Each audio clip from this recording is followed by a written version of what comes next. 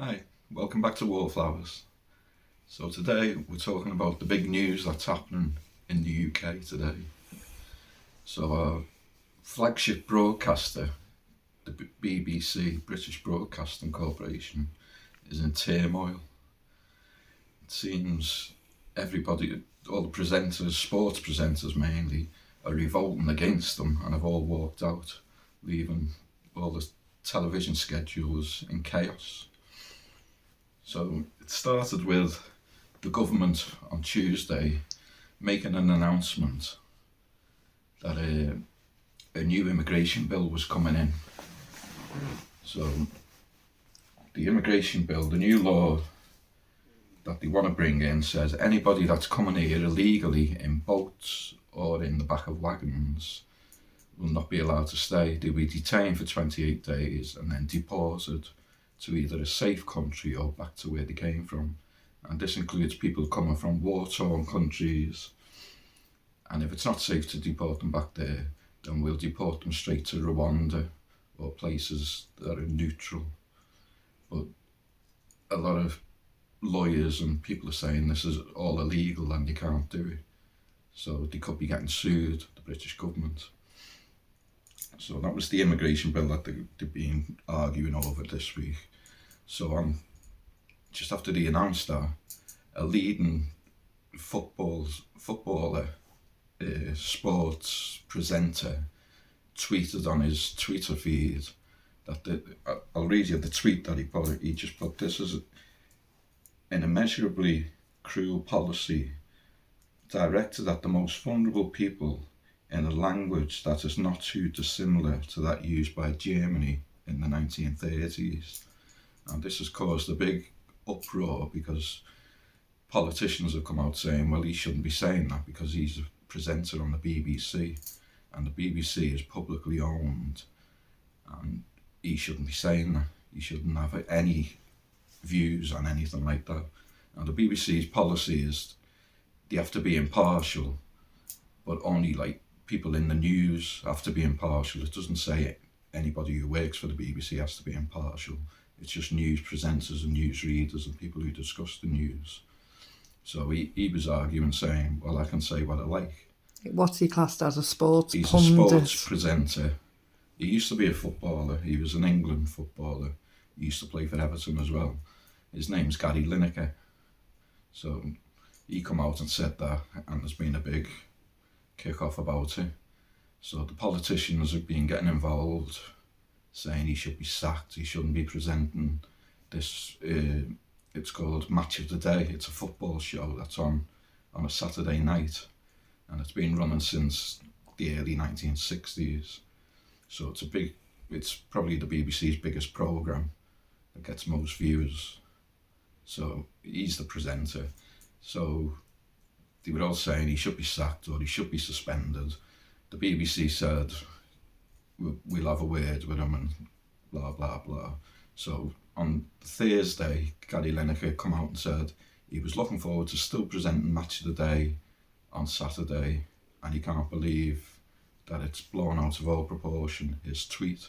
Now he has 8 million followers on his Twitter feed, so he's quite powerful. So over the course of the next few days, politicians were saying, well, that's not good enough, he shouldn't be presenting. It's a publicly run organisation, the people run it, and he shouldn't be having any views.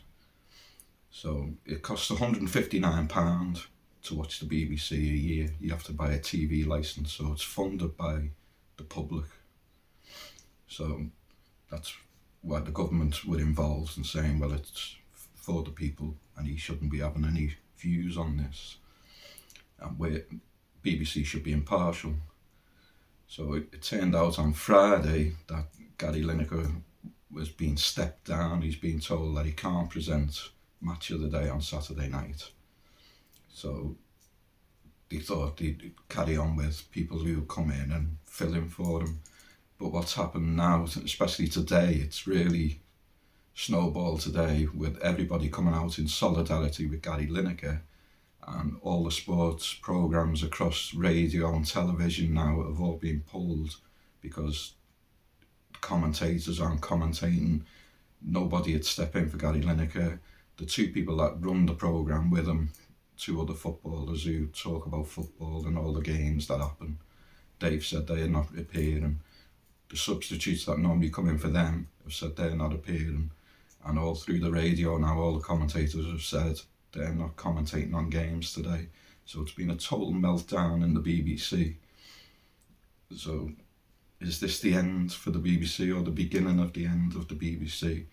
Now, when they say that they're impartial, I'll just tell you about the chairman of the BBC. His name is Richard Sharp, and he's a former Goldman Sachs banker who worked with our Prime Minister, Rishi Sunak. So he's got close ties to the government. So he's under investigation already. He's under 2 investigations for being appointed to the role of the chairman of the BBC by Boris Johnson, the previous Prime Minister. Now, he helped Boris Johnson secure an £800,000 loan. Personal A loan. personal loan for Boris Johnson. Plus, he's a major Tory party donor who donated £400,000 to the Tory party last year. So he's helped Johnson get this £800,000 loan, and then suddenly Boris Johnson has appointed him as the chairman of the BBC.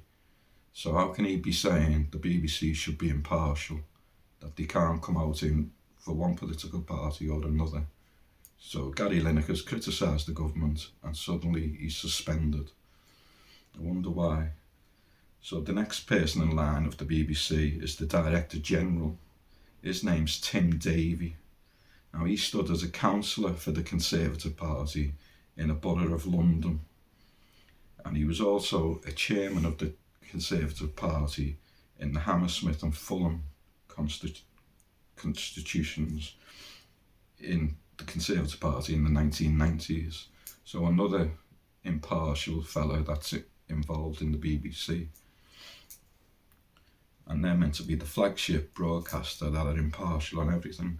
And we've always known that the BBC don't tell the truth, and they are slant the news to brainwash you one way or the other according to what they want. So, as I say, is this the end of the BBC now, the impartiality of the BBC? Is there going to be a big overhaul of it now, with everybody walking out and all the programmes disrupted? They've just put out a statement about 10 minutes ago saying that they're working hard to resolve the situation and they're sorry that all the sports programmes are all interrupted and disrupted. So we'll see how this one goes and where it goes. But hopefully it's the start of a big overhaul of the BBC, and maybe the licence fee going, and it's not publicly owned and we're not paying for it. We don't watch the BBC anyway, so we don't have a licence, so it doesn't really affect us anyway. But hopefully this is the start of the BBC, a big overhaul, and only bigger and better things can happen. Okay, thanks for joining us, and we'll see you later on the live stream where we'll probably discuss this in more detail. Thank you. Bye.